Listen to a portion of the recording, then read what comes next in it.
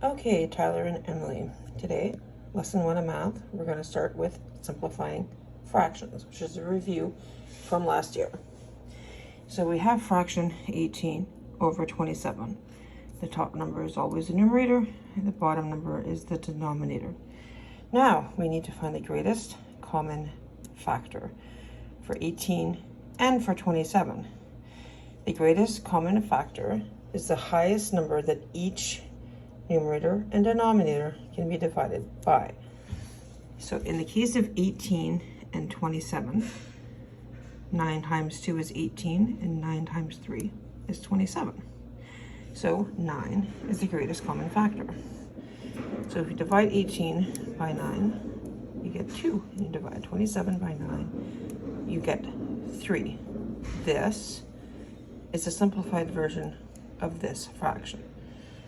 Now, 36 over 64. Your greatest common factor here is 4.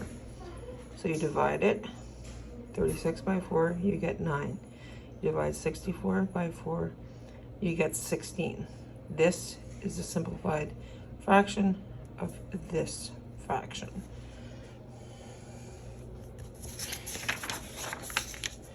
So you're going to have these to work on to simplify.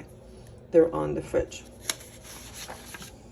Now, we're going to work on converting fractions to decimals. Very simple step to do. You divide your numerator by your denominator. 9 divided by 16 to the 100th, just 2 spots after the decimal, 0.56. Or if you put it to the 10th, 0.6. You need to round up. You need to always round to the nearest 100th or 10th.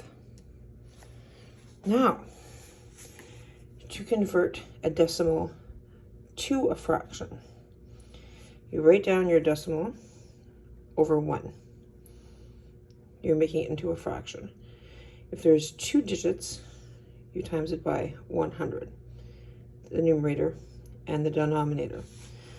So you will get 16 over 100. Now, this needs to be simplified. So your greatest common factor for both is 4. So you divide 16 by 4, you get 4. 100 divided by 4 is 25. Second example is 0.32. So it's 2 digits, so it's by 100. If there's 1 digit, you use 10. If there's 2 digits after the decimal, you use 100. And if there's 3 digits after the decimal, you times it by 1,000.